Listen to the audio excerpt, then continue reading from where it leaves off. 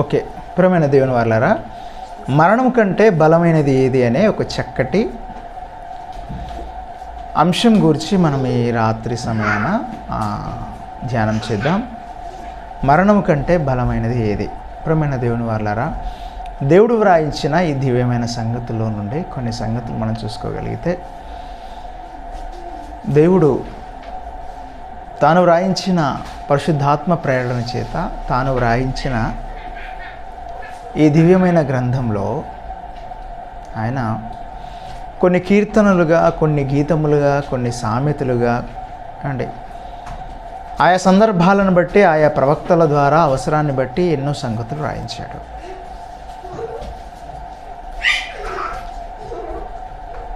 ఆ దేవుడు రాయించిన ఎన్నో సంగతుల్లో ఒక చిన్న శ్రేణి గురించి మనం ఈ సందర్భంలో మనం చదువుకుందాం. దేవుడు వ్రాయించిన ఈ మాటలో ఒకసారి పరమగీతంలో దేవుడు వ్రాయించిన మాటను మనం చదువుకోగలిగితే, పరమగీతములు 8వ అధ్యాయము, పరమగీతములు 8వ అధ్యాయము అంటే 6వ వచనాన్ని మనం చదువుకోగలిగితే,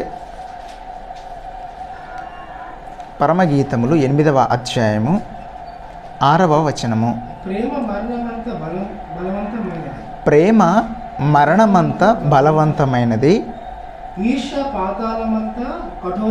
ఈర్ష్య పాతాళమంత కఠోరమైనది, దాని జ్వాలలు అగ్నిజ్వాల సమములు, అది యెహోవా పుట్టించు జ్వాల.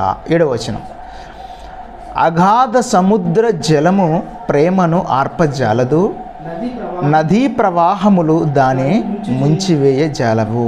ప్రియమైన దేవుని వారలారా, మనము చదివిన ఆ వచనాన్ని లేదా పరమగీతంలో దేవుడు వ్రాయించిన ఆ మాటను మనం చూసుకోగలిగితే, అంటే పరమగీతంలో రాయించిన మాట పరమగీతము అని మనం ఎందుకు అంటున్నామంటే, అంటే ఇది పరమందున్న దేవుడు మనుషులపై ఉన్న ప్రేమను తెలియచేయటానికి రాయించిన గీతం ఈ పరమగీతములన్నీ కూడా. ఉదాహరణకు ఒక విషయాన్ని చెప్తాను చూడండి. మన భారతదేశం ఉంది. ఈ భారతదేశం యొక్క నదులు, భారతదేశం యొక్క ఔన్నత్యం, పర్వతాలు, భూభాగాలు, ఈ జలములు, వీటన్నిటినీ కలిపి అంటే భారతదేశ సంపూర్ణ సౌందర్యాన్ని ఒక గీతంలో చెప్పడానికి సుమారుగా 1911లో నోబెల్ బహుమతి గ్రహీత రవీంద్రనాథ్ ఠాగూర్ గారు రాశారు ఒకటి. ఏంటంటే అదే మనం ఎప్పుడూ పాడుకునే జాతీయ గీతం. అంటే ఒక దేశాన్ని గూర్చిన సంపూర్ణ విషయాన్ని ఒక గీతంలో రాయటం. ఇప్పుడు మరొక విషయాన్ని చెప్తాను చూడండి. ఏంటి అంటే ఒక పల్లెటూర్లలో అది ఆ ఊరి యొక్క సాంప్రదాయాలు కానివ్వండి, ఆ ఊరి యొక్క సౌందర్యాన్ని కానివ్వండి, ఆ ఊరి యొక్క జీవన విధానం, జీవన శైలి, వారుండే తీరు, వీటన్నిటిని కలిపి ఒక గీతంగా పాడేవారు. దాన్నే జానపద గీతం అని అంటారు. అలాగే ఇద్దరు స్త్రీ పురుషుల మధ్య ఉన్న ప్రేమను గురించి, వారి జ్ఞాపకాల గురించి కొన్ని పాటలు పాడతారు. దాన్ని యుగళ గీతం అని అంటారు. ఇలాగూ అంటే మనుషులు రాసుకున్నవి ఇవి. అయితే దేవుడే, సర్వేశ్వరుడైన దేవుడే, పరమందున్న ఆ దేవుడే మనుషుల్ని ప్రేమించి తనకు మనుషులపై ఉన్న ప్రేమ ఎంత గొప్పదో ఆ ప్రేమను తెలియజేయటానికి, ఆ ప్రేమను మనుషుల మధ్య కనపరచటానికి ఆయన రాయించిన గీతమే పరమగీతం అని చెప్పొచ్చు. ఎలాగనంటే మనం ఇప్పుడు చదువుకున్న మాటే దానికి సాక్షాత్కారం అని చెప్పొచ్చు. ఎలాగనంటే ప్రేమ మరణమంతా బలవంతమైనది. ఇది ఎవరు రాశారు? దేవుడు ఎవరి ద్వారా రాయించాడు అంటే సొలొమోను గారి ద్వారా రాయించాడు. నిజంగా ఆ మాటను ఒక్కసారి మనం పరమగీతములు 1వ అధ్యాయము 1వ వచనంలో చూసుకోగలిగితే, పరమగీతములు 1వ అధ్యాయం 1వ వచనం, సొలొమోను రచించిన పరమగీతము అని చదివాం. సొలొమోను గారు రాయించిన పరమగీతము. మరి సొలొమోను గారు ఎలా రాశారు అంటే, పరిశుద్ధాత్మ ప్రేరణ చేత దేవుడే మూలముగా ప్రేరణ పరిశుద్ధాత్మగా ఆయన రచించారు. అవే పరమగీతములు. సుమారుగా మీరు రాజుల గ్రంథం 4:32లో మీరు చదవగలిగితే సుమారుగా ఆయన 3000 సామెతలు, ఏమండి 1005 కీర్తనలు కూడా రాశారు అని మనం చదువుకుంటాం. అలాగున పరమగీతములను కూడా సొలొమోను గారు రాశారు. ఆయన దేవునికి మనుషుల మీద ఉన్న ప్రేమ ఎంత గొప్పదో, దేవునికి ఏమండి మనుషుల మీద ప్రేమ వాత్సల్యత ఎంత గొప్పదో, అది ఈ 3 లోకాలు కూడా ఆ దేవుని ప్రేమను విభజించలేనిది, విడదీయలేనిది అన్న సంగతిని గురించి రాస్తూ, ఆ ప్రేమను, దేవుని ప్రేమను, మనుషుల పట్ల దేవునికి ఉన్న ప్రేమను, లేదా ఏమండి మనుషులకు సంపూర్ణంగా దేవుని మీద ఉన్న సత్య ప్రేమను విడదీయటం ఎవరి సాధ్యము కాదు అన్న సంగతిని తెలియజేయటానికి ఏమండి ఈ పరమగీతంలో రాశాడు. ఆయన ప్రేమట మరణమంత బలవంతమైనది అని రాయించాడు. ప్రేమ మరణమంత బలవంతమైనది. మరణం ఎంత ఏమండి ఎవ్వరు దీన్ని ఏమండి మరణం నుంచి ఎవరు తప్పించుకోలేదు. అంటే మనం ఎంత చావకూడదు అన్నా అది మనని బలవంతం చేస్తుంది, చంపకపోతుంది. అంటే చాలా బలమైనది కూడా. మరి ప్రేమ కూడా ఎంత బలవంతమైనది అట. ప్రేమ మరణమంత బలమైనది. మనకి మనుషులుగా ఏం తెలుసు? ఎక్కువగా మరణం అంటే తెలుసు, మరణం అంత భయంకరమైనదో, మరణం ఎంత బలమైనదో అన్న సంగతి తెలుసు. కానీ ప్రేమ ఎంత బలమైనదో, ప్రేమ ఎంత బలవంతం కూడా చేయగలదు. బలవంతం అంటే క్షేమ బలవంతం. ఒక అమ్మ తన కుమారునికి భోజనం పెడుతుంది అని అంటే, చిన్న పసికూన వాడు తినడు, ఆయన బలవంతంగా ఆహారం పెడుతుంది. దాని అర్థం ఏంటి? వాడిని చంపటానికా? వాడిని బ్రతికించటానికా? అని బ్రతికించటానికి. అంటే దేవుడు చూపే ప్రేమ కూడా దేవుడు మనల్ని బలవంతం చేస్తుంటాడు. ఏ విధంగా అంటే చెప్తాను చూడండి. నీకు ఇష్టమే లేదు అసలు, నువ్వు ఏమండి కొందరు అనుకుంటారు చూడండి, కొందరు నేను చచ్చిపోవాలనుకుంటారు అసలు వాళ్ళు. కానీ దేవుడు ఏదో విధంగా వాళ్ళని, కొందరు బస్సు కింద పడినా కూడా బ్రతుకుతుంటారు చూసారా? బస్సు కింద పడినా బ్రతికిస్తుంటాడు ఆయన. ట్రైన్ కింద పడి బయటపడిన వాళ్ళు కూడా ఉన్నారు కొందరు. అండి నువ్వు ఎక్కడికి వెళ్ళినా కూడా ఆయన ప్రేమ బలవంతం చెప్పడానికి ఉదాహరణ చెప్తాను. నువ్వు ఎక్కడికి వెళ్ళా నీ వెంటే వస్తుంది గాలి. నువ్వు ఎక్కడికైనా వెళ్ళు, నువ్వు దేవుని పట్టించుకోకపోయినా పర్వాలేదు, దేవుడు గాలిని వెంట పంపిస్తున్నాడంటే కారణం ఆయన ప్రేమ. బలవంతంగా నీ ముక్కుల దగ్గర గాలి తీసుకొస్తుంది. ఒక తల్లి తన కుమారునికి లేదా కుమార్తె దగ్గరికి ఎలాగైతే ఆహారాన్ని బలవంతంగా పెడుతుందో బ్రతకాలని, పరమందున్న దేవుడు కూడా తన ఛాయలు, తన అదృశ్య లక్షణాలు కూడా ప్రతి మనిషికి అర్థం కావాలి అని, ప్రతి మనిషి దగ్గరకు చేరువ చేయాలని ప్రకృతిలో అదృశ్య లక్షణాలు ఉంచాను, నా లక్షణాలను ఈ ప్రకృతిలో ఉంచానని చెప్పాడు. రోమపత్రిక 1:21 సంపూర్ణంగా మనకి అర్థమయ్యే విషయం ఏంటంటే, దేవుడు మనిషిని అమితంగా అపారంగా ప్రేమిస్తున్నాడు అన్న విషయం మనకు అర్థం కావాలి. ప్రేమట మరణమంత బలవంతమైనది అని అన్నాడు. ప్రేమ చాలా బలమైనది. ఎంత బలం అంటే ప్రేమ ఎంత బలమైనదో కింది వచనాలు చెప్తాడు. ఏడవ వచనం,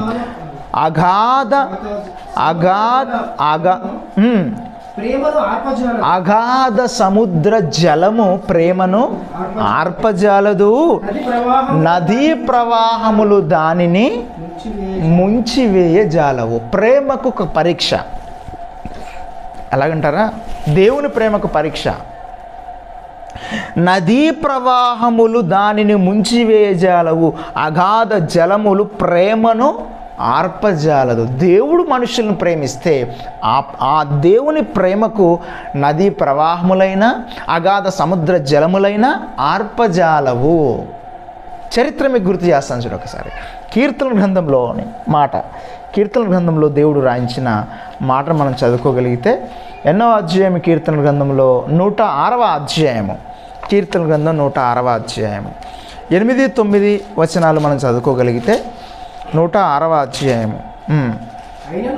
అయినను ఆయన తన మహాపరాక్రమమును ప్రసిద్ధి చేయుటకై ఆయన తన నామమును బట్టి వారిని రక్షించెను. ఆయన ఎర్ర సముద్రమును గద్దింపగా అది ఎస్ మైదానముల మీద నడుచున్నట్లు వారిని అగాధ జలములలో నడిపించెను. అగాధ జలములలో నడిపించెను. అగాధ సముద్ర జలములు ఎర్ర సముద్రమైన ఆ దేవుని ప్రేమను ఆర్పజాలవు. మనుషుల మీద దేవునికున్న ప్రేమ అపారం. అసలు ఇజ్రాయేలీల మీద ఆ దేవునికి అపారమైన ప్రేమ ఉంది. ఆ ప్రేమకు ఎవరు అడ్డొచ్చారు? అక్కడ ఎర్ర సముద్రం అడ్డొచ్చింది. ఇప్పుడు ఎర్ర సముద్రమైన ఏమైపోవాలి? అగాధ సముద్ర జలములు సైతం ప్రేమను ఆర్పజేయాలవు. ఇప్పుడు ఆ అగాధ జలములు అన్నీ కూడా ఇప్పుడు ఏం చేయాలి? వెనక నుంచేమో తరుముతున్నారు వాళ్ళు ఐగుప్తీయులు. ఇప్పుడు సముద్రంలోకి వెళ్ళిపోతే సముద్రం అంతా కూడా వారిని కప్పెట్టాలి, ముంచేయాలి. కానీ అగాధ జలములు సైతం ఇలా దారినిచ్చేసాయి. ఆరిన నేల మీద నడిచినట్టుగా వారు నడిచెళ్ళిపోయారు. ప్రేమైన దేవుని వారలారా, ఎంత అద్భుతం చూడండి. ఆయన ప్రేమ ఎంత గొప్పది. అగాధ సముద్ర జలములు ఆయన ప్రేమను ఆర్పజాలవు. ఎంత ప్రేమ! ఆయన ప్రేమిస్తే మనిషిని ఎర్ర సముద్రమైన పర్వతములైనా ఏదైనా సరేనండి ఆయన విభజించేస్తాడు. ఆయన ప్రేమకు ఎవ్వరూ అడ్డు రావడానికి వీలు లేదు. ఆయన ప్రేమ ఎంత బలమైనదో, ఆయన ప్రేమ ఎంత ఉన్నతమైనదో, ఆయన ప్రేమ ఎంత ఔన్నత్యమైనదో, ఆయన ప్రేమ ఎంత విశాలమైనదో, ఆయన ప్రేమ ఎంత శాశ్వతమైనదో ఒక్కసారి మనం బైబిల్లో వ్రాయబడిన సంగతులు మీరు చూసుకోగలిగితే ప్రేమైన దేవుని వారలారా, ఆ మహోన్నతుడైన దేవుడు మనుషుల్ని ఎంతగా ప్రేమించాడు అని అంటే ఒక మాట చూపిస్తాను. మీరు ఎప్పుడో చదువుకునే మాటే మరొకసారి మీకు గుర్తు చేస్తాను. యోహాను సువార్త 3వ అధ్యాయము 16వ వచనాన్ని మీరు చూసుకోగలిగితే, యోహాను సువార్త 3వ అధ్యాయము 16వ వచనం. దేవుడు లోకమును ఎంతో ప్రేమించెను, కాగా తనకు అద్వితీయ కుమారునిగా పుట్టిన వాని యందు విశ్వాసముంచు ప్రతివాడును నశింపగా నిత్య జీవం పొందునట్లు ఆయన అనుగ్రహించెను. దేవుడు లోకాన్ని ఎంతో ప్రేమించాడు. ఏ మనిషిని ప్రేమించినంతగా ప్రేమించాడు ఆయన. ఎందుకంటే ఏ మనిషి అయినా ప్రేమిస్తే ఎంతవరకు ప్రేమిస్తారు? ఒక మనిషిని మరణించేంతవరకు ప్రేమిస్తారు. మరణించిన తర్వాత ఆ మనిషి వెళ్ళే ఆత్మ ఎక్కడుందో, ఏం జరుగుతుందో ఎవరికి తెలియదు. ఏమంటే ఈ భూమి మీద ప్రేమించిన మనిషి మరణించిన తర్వాత కూడా ఆ మనిషితో కలిసి ఉండగలుగుతాడా? అసాధ్యం. ఏ మనిషి ప్రేమైనా మరణం వరకే. మరణించిన తర్వాత కొన్ని రోజుల తర్వాత నెమ్మదిగా మనిషి మనస్సులో, మెదడులో మరపు స్టార్ట్ అవుతుంది. నెమ్మదిగా మర్చిపోతారు. ఏమండి దేవుని ప్రేమ ఎంత ప్రేమ అంటే ఎంతో అంటాడు. ఎంత ప్రేమ అంటే తెలుసా? మనిషి మరణించినా వీడని ప్రేమ. ఇంకా చెప్పాలంటే మరణమైన అందరినీ విడదీస్తుంది, కానీ మరణం అందరినీ విడదీస్తుంది మనుషులందరినీ, కానీ మరణంతో కూడా విడిపోని ఎడబాయని ప్రేమ అదే దేవుని ప్రేమ. అందుకే మరణమంతా బలవంతమైనది కాదు. రోమపత్రిక వెళితే ఆయన ఏమంటాడు తెలుసా? మరణము కంటే బలమైనది దేవుని ప్రేమ అంటాడు ఆయన.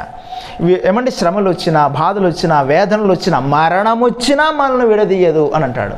రోమీయులకు రాసిన పత్రికలో మనం చూసుకోగలిగితే అంత ప్రేమైన దేవుని వారలారా, దేవుడు మనిషిని అంత గొప్పగా ఎంతో ప్రేమించాడు. ఎంత ప్రేమ అంటే మనుషుల ప్రేమ మరణం వరకే, మరణాన్ని కూడా జయించినది నా ప్రేమ అంటాడు ఆయన.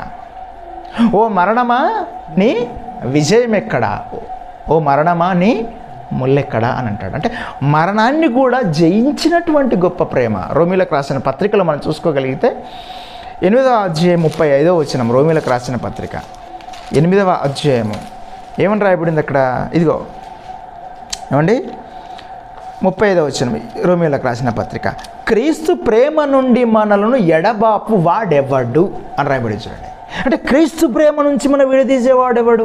క్రీస్తు ప్రేమ. ఏ ప్రేమ ఇది? క్రీస్తు ప్రేమ. మనుషుల ప్రేమ కాదు, మనుషులు సృష్టించుకున్న ప్రేమ కాదు, రెండు శరీరాల మధ్య కోరికలతో రగులుతున్న ప్రేమ కాదు, ఆస్తుల మధ్య ఆస్తులను చూసి ప్రేమించుకునే ప్రేమ కాదు, చదువులను చూసి కాదు, అందాన్ని చూసి ప్రేమించుకునే ఈ ప్రేమ కాదు. ఇది క్రీస్తు ప్రేమ. ఈ క్రీస్తు ప్రేమ ఆయుష్ ఎంతో తెలుసా? క్రీస్తు ప్రేమ ఎంత శాశ్వతమైనదో తెలుసా? మనుషుల ప్రేమ మరణంతో ముగిసిపోతే క్రీస్తు ప్రేమ మరణం కూడా ఆ ప్రేమను మరణం కూడా క్రీస్తు ప్రేమను ఎడబాయలేదట. క్రీస్తు ప్రేమ నుండి మనలను ఎడబాపు వాడెవడు? శ్రమ అయినా, బాధ అయినా, హింస అయినను, కరువైనను, వస్త్రహీనత అయినను, ఉపద్రవమైనను, ఖడ్గమైనను మనల్ని ఎడబాపునా విడదీయగలదా? ఖడ్గమైనను, బాధలైనను, శ్రమలైనను, వేదనైనను మనలను విడదీయగలదా? విడదీయలేదు. కావాలంటే చరిత్ర తీసుకోండి అని చెప్తాడు ఆయన.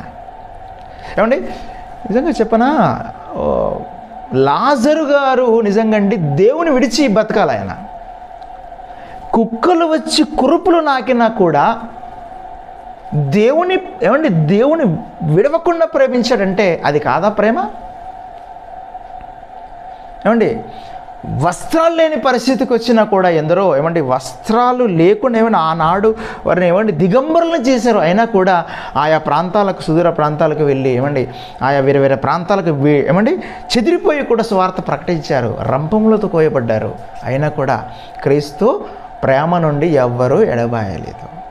ప్రేమైన దేవుని వారలారా, ఇప్పటికి కూడా క్రీస్తు ప్రేమ నుండి విడదీయాలని మనుషులు ప్రయత్నించినా అది సాధ్యపడదు. క్రీస్తు ప్రేమలో ఉంటే మనం, ఆ ప్రేమ ఎంత గొప్పదో 37వ వచనం, ఆయనను మనల్ని ప్రేమించిన వాని ద్వారా మనం వీటన్నింటిని అత్యధికముగా విజయం పొందుచున్నాము. మరణమైనను, జీవమైనను, దేవదూతలైనను, ప్రధానులైనను, ఉన్నవి అయినను, రాబోవినవైనను, అధికారులైనను, ఎత్తైనను, లోతైనను, సృష్టింపబడిన ఏదైనను మన excellent word, excellent, underline this word, excellent. చూడండి, మన ప్రభువైన యేసునందలి దేవుని ప్రేమ నుండి మనలను ఎడబాప నేరవని రూఢిగా నమ్ముచున్నాను అన్నాడు. అంటే మన ప్రభువు అయిన యేసునందలి దేవుని ప్రేమ నుండి మనలను ఏది ఎడబాటు, అది మరణమైన అని అన్నాడు. అంటే మరణము కంటే బలమైనదా ప్రేమ అంటే 100% మరణం కంటే బలమైనది. ఎందుకంటే మరణాన్నే జయించినది. ఏ మరణమైతే దేన్నైతే బలంగా చేసుకున్నదో, మరణం ఎలాగొచ్చింది మనిషికి అన్నాడు. ఆదాము హవ్వలు తినకూడదని చెప్పిన ఆ వృక్ష ఫలములు తిన్నారు గనక తినుదినముననే ఆజ్ఞ అతిక్రమించుతువే గనక చచ్చెదవు అని చెప్పాడు. ఒక మనుషుని ద్వారా పాపం ద్వారా మరణమును లోకంలోనికి ఎలాగ వచ్చినవు అని అన్నాడు. అంటే ఆ మనుషుని ద్వారా మరణం లోకంలోనికి వచ్చింది. అంటే మరణము దేన్ని ఆయుపట్టుగా వాడుకున్నది? ఎలా వచ్చింది? అపవాది ప్రేరణ చేత. అసలు అపవాది బలం ఏంటి? ఆ బలాన్నే బలహీనపరిస్తే అప్పుడు మరణము కంటే బలమైన ప్రేమను మనం అక్కడ స్థాపించవచ్చును. యేసుక్రీస్తు వారు వచ్చేసారండి. యేసుక్రీస్తు వారు వచ్చి ఏం చేశారో తెలుసా? నిజంగా ఆయన ఏం చేశారో కొన్ని మాటలు మనం చూసుకోగలిగితే, ముందుగా ఒక మాట చూసుకుందాం. హెబ్రీయులకు రాసిన పత్రికలో 2వ అధ్యాయము 14వ వచనంలో, అనగా మరణం యొక్క బలం ఎవరిదో, మరణం యొక్క బలం ఏంటో ఒక్కసారి హెబ్రీయులకు రాసిన పత్రిక 2వ అధ్యాయం 14వ వచనాన్ని మనం చూసుకోగలిగితే, అవును, ఆ ప్రకారమే మరణము యొక్క బలము గలవానిని, అనగా అపవాదిని మరణము ద్వారా నశింపజేయుటకు జీవితకాలమంతయు మరణ భయము చేత దాస్యమునకు లోబడిన వారిని విడిపించుటకును ఆయన కూడా రక్తమాంసములలో పాలివాడాయను. ఎంత క్లియర్గా చెప్పాడు చూడండి ఆయన. ఇదిగో మరణం యొక్క బలము గలవాని అనగా అపవాదిని. మరణం యొక్క బలం గలవాని ఎవరట? అపవాదిని. మరణం యొక్క బలము గలవానిని అనగా అపవాదిని మరణము ద్వారా నశింపజేయుటకు. అందరూ భయపడుతుంటే జీవితకాలం అంతా దేనికి దేనికి దాస్యంలో ఉన్నారట? అమ్మో మరణం అంటే భయం. ఆ మరణం చెప్పినట్టుగా వినాలి. మరణం అంటే భయం. దాస్యంలో ఉండిపోయారట, దాస్యంలో ఉన్నారట. మరణం యొక్క దాస్యములో ఉన్నారట. మరలా ఆ మాట చదవగలిగితే ఏమని రాయబడింది అక్కడ? మరణం ద్వారా నశింపజేయుటకు జీవితకాలమంతా మరణము చేత దాస్యమునకు లోబడిన వారిని విడిపించుటకు, మరణము చేత దాస్యానికి లోబడ్డారట. ఈ మరణం యొక్క బలం గల వాడేవాడు అసలు అపవాది. అంటే ఓవరాల్గా ఏమైపోయిందంటే మనుషులు పాపం చేసి సాతాను చేత ప్రేరేపింపబడి దేనికి దాసులుగా అయిపోయారు? మరణానికి దాసులు అయిపోయారు. అంటే ఆటోమేటిక్గా దేనికి దాసులు అయిపోయినట్టుగా? మరణం యొక్క బలమైన వాడుగా ఉన్న సాతానుకు దాసులుగా అయిపోయారు. వీరిని విడిపించడానికి, మరణాన్నే జయించటానికి, ఏ మరణమైతే మనిషికి ఏ శరీరం ద్వారా వచ్చిందో, ఏ శరీరం అయితే మరణానికి దాస్యంలో ఉండిపోయిందో, అదే శరీరాన్ని ధరించుకొని అదే శరీరంతోనే పాపం చేయకుండా, అదే మరణం యొక్క బలము గలవాడుగా ఉన్న అపవాదిని జయించుటకు ఆయన ఎలా వచ్చాడట? రక్త మాంసాలలో పాలివాడయ్యాడట. ఎంత బాగుంది కదా అసలు! రక్త మాంసములలో పాలివాడైపోయి అదే మరణాన్ని ఆయన జయించాడు. మనుషులందరూ కూడా మరణానికి భయం. అదే నిజమైన క్రైస్తవుడైతే, సిద్ధపడిన క్రైస్తవుడైతే మరణం తర్వాతనే విజయం, మరణంతోనే నాకు విజయం అని భావిస్తాడు ప్రియమైన దేవుని వాళ్ళారా. అది ఎందుకంటే అది వాక్య భావన కనుక, అది సత్యం కనుక. అందుకే ఎంత చక్కగా రాయించారు చూడండి. అది మాట మరలా జీవితకాలమంతయు మరణము చేత దాస్యమునకు లోబడి వారిని విడిపించుటకును ఆయన రక్తమాంసములో పాలివాడాయను. రక్తమాంసములతో పాలివాడయ్యాడు. ఏమండి ప్రియమైన దేవుని వాళ్ళారా, క్రీస్తు ప్రేమ ఇంత గొప్పది. అంటే మనలాగే రక్తమాంసములతో పాలివాడైపోయి ఆ మరణాన్ని జయించి అపవాది దేన్నైతే ఆయుపట్టుగా వాడుకునిందో, ఏ శరీరాన్ని అయితే లేదా ఏ మరణాన్ని అయితే వాడుకునిందో దాన్నే జయించాడు ఆయన. ప్రపంచ మానవాళికంతా కూడా ఆయన క్షమాపణ అనుగ్రహించాడు. అప్పటి వరకు మనుషులందరూ దాస్యంలో ఉన్నారండి. దాస్యంలో ఉన్నారు అని అంటే ఎగ్జాంపుల్ ఒక మాట చెప్తాను చూడండి.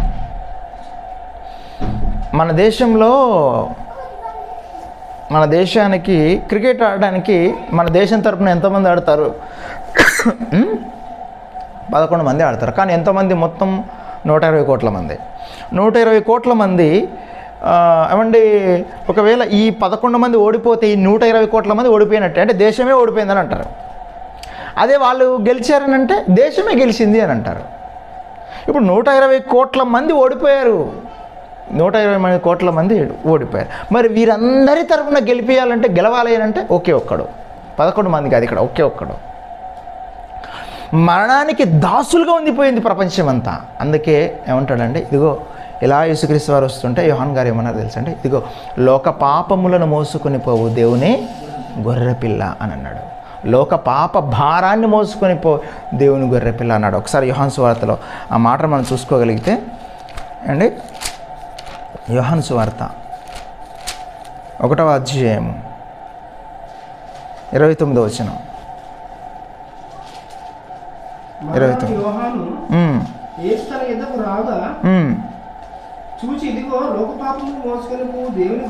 లోక పాపమును మోసుకొని పోవు దేవుని గొర్రెపిల్ల. ఏం మోసుకొని పోతా? ఎంత భారంగా ఉంటుందండి. లోక పాపమును మోసుకొని పోవు దేవుని గొర్రెపిల్ల. పెద్దలు ఒక మాట అంటారు ఏంటి తెలుసా? బరువైన బాధ్యతలు మోసిన వాడే విలువైన మాటలు చెప్పగలడు అని అంటాడండి. బరువు ఎంత భారం, ఎంత భారం. లోక పాప భారాన్ని మోసుకున్నాడు ఆయన. అందుకేనండి ఆయన నోటి నుంచి వచ్చే ప్రతి మాట కూడా విలువైనదిగా ఉంటుంది.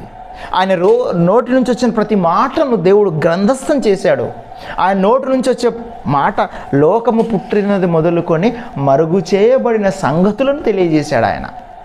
ప్రతి మాట కూడా విలువైనదిగా ఉంటుంది. అందుకేనండి యవనస్తులుగా ఉన్నప్పుడు మాట్లాడే మాటలు ఎట్లా ఉంటాయి, అదే యవనస్తుడు ఒక 40 సంవత్సరాలు 50 సంవత్సరాలు అయిన తర్వాత అతను భార్య, పిల్లలు, కుటుంబం అన్నీ అనుభవించిన తర్వాత అదే వ్యక్తి అప్పుడు మాట్లాడే మాట ఎలా ఉంటుంది మీరు ఆలోచించండి. ఎంత వ్యత్యాసం ఉంటుంది. అంటే భూమి మీద ఉన్న మనిషికే ఈ కుటుంబ భారాన్ని మోసిన మనిషి అంత విలువగా కలిగి మాట్లాడి, జాగ్రత్తగా మాట్లాడి, ఆచితూచి నిర్ణయాలు తీసుకొని ఎన్నెన్నో చేస్తుంటే, లోక పాప భారాన్ని మోసుకున్న ఆయన ఎంత జాగ్రత్తగా బ్రతికుంటాడు మీరు ఆలోచించండి. లోక పాపాన్ని మోసుకొని ఏమండి, ఏ పాపం చేయకుండా అందరి పాపాలు మోసుకొని ఆయన అండి పాపం నుంచి విడిపించాడు అని అంటే ఆయన ఎంత జాగ్రత్తగా బతికి ఉంటాడు. కాబట్టి ప్రియమైన దేవుని వారలారా, ఎవ్వరూ జయించలేదు మరణాన్ని, కనుక ఆయన వచ్చాడు, మరణాన్ని జయించాడు మనందరి తరపున. 11 మంది జరిగితే దేశమంతా గెలిచిపోయింది, అవును కదండి. ఒకే ఒక్కడు ఆయన పాపభారాన్ని మోసుకుని ఏమండి ఈ దాస్యంలో అందరినీ విడిపించాడు, పాపాన్ని జయించాడు, అపవాదిని జయించాడు. గనుకనే ఆ మనుషులందరి తరపున ఏమండి ఆయన గెలిచాడు. గనుకనే ప్రియమైన దేవుని వాళ్ళారా, పౌలు గారు అంటారు, ఓ మరణమా నీ మా యేసుక్రీస్తు వచ్చాడు, ఆయన వచ్చి అందరికీ పాపాల నుండి విడిపించాడు, ఆయన గెలిచాడు. ఇప్పుడు చెప్పు, నీ బలం అన్నావు, నీ విజయం అన్నావు, ఇప్పుడు నాతో చెప్పు, నాతో మాట్లాడుంటున్నాడు ఆయన. ఏమండి, కొరింథీయులకు రాసిన పత్రికలు మీరు చూసుకోగలిగితే ఎన్నో అధ్యాయము, ఒకసారి ఆ మాటను మనం చదవగలిగితే, కొరింథీయులకు రాసిన పత్రికలోని ఒక మాట,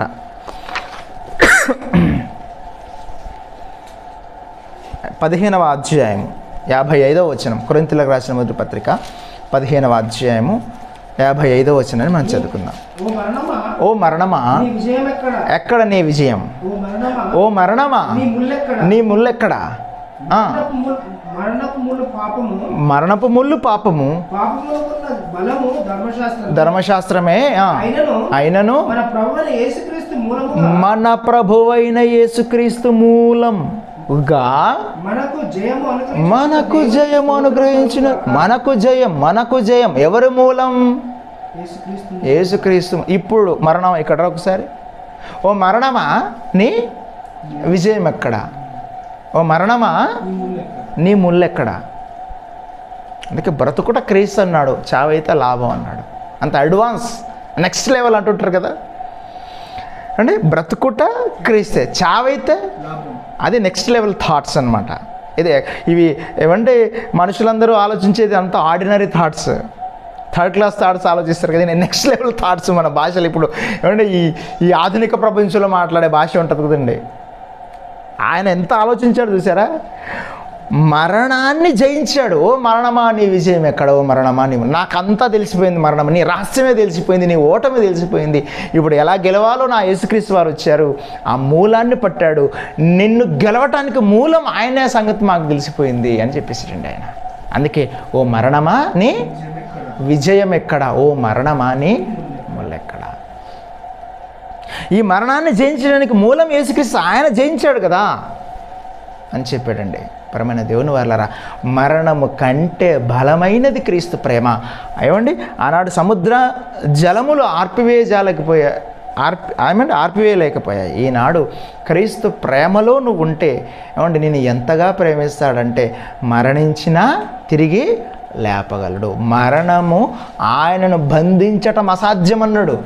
మరణం అందరికంటే బలమైనది, అందరిని బలవంతం చేసి తీసుకెళ్తుంది. ఏమండి, ఏ రాజును సేనా బలము చేత రక్షింపబడడు అని మనం చదువుకుంటాం.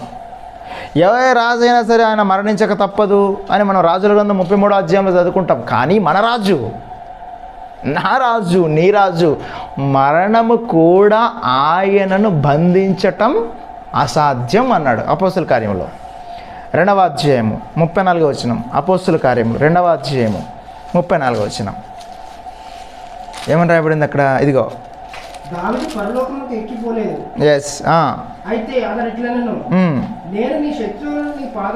ఎన్నో వచ్చింది చదువుతున్నారనే?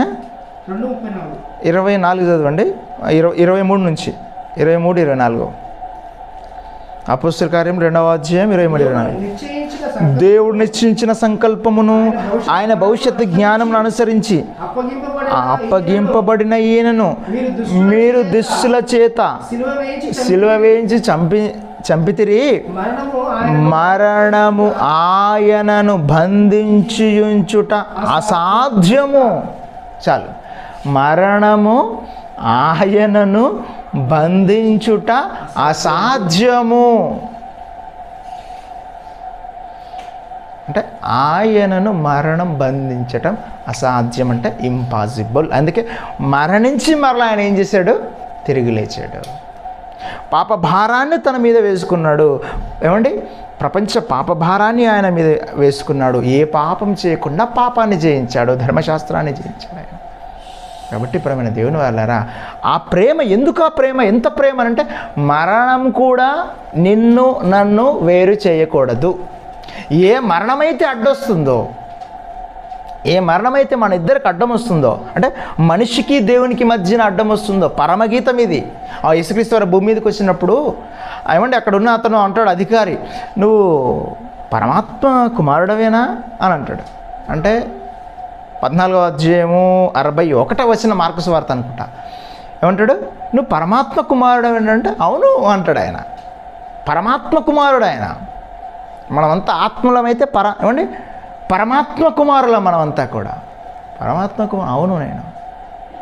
ఆ పరమాత్ముడైన దేవుడే నిజంగా అండి పరమగీతములు రాయించాడు. ప్రేమ యొక్క శాశ్వతత్వం, ప్రేమ యొక్క బలం, ప్రేమ యొక్క ఔన్నత్యం, ప్రేమ యొక్క ఏమండి ఆ గొప్పతనం ఏంటో, ప్రేమ ఎంత బలమైనదో అండి, ప్రేమ ఎంత ధైర్యం కలిగినదో, ఏమండి ప్రేమ ఎంత విలువైనదో అన్న సంగతులను ఏమండి దేవుడు తన దివ్యమైన శ్రేష్టమైన బైబిల్ గ్రంథం ద్వారా ఈ విధంగా ఎన్నో విషయాలు రాయించి పెట్టాడు. ప్రేమైన దేవుని వాళ్ళారా, నిజమే అండి, మరణం చాలా బలమైనది, కానీ మరణం కంటే బలమైనది ఏమండి క్రీస్తు ప్రేమ.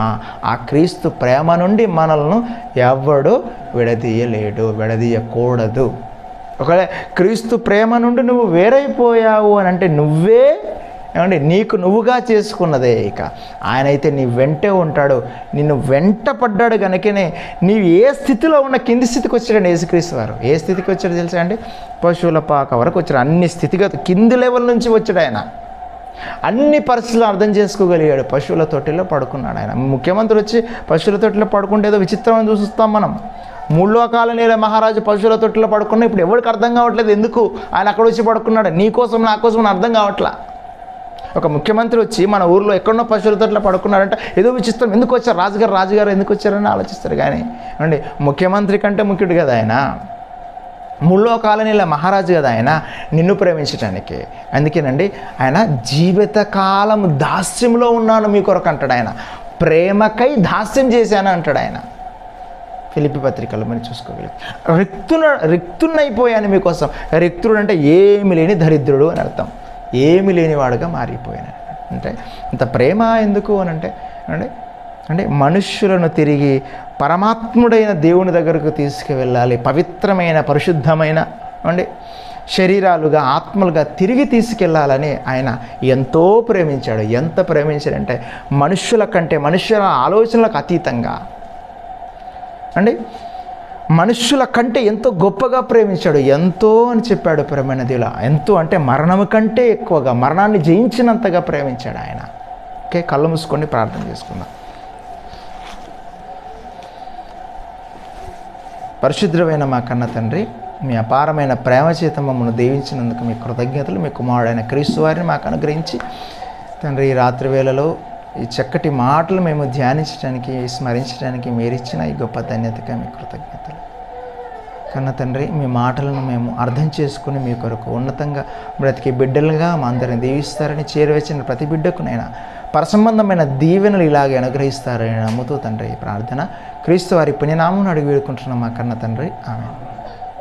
ద్రాక్షారసం.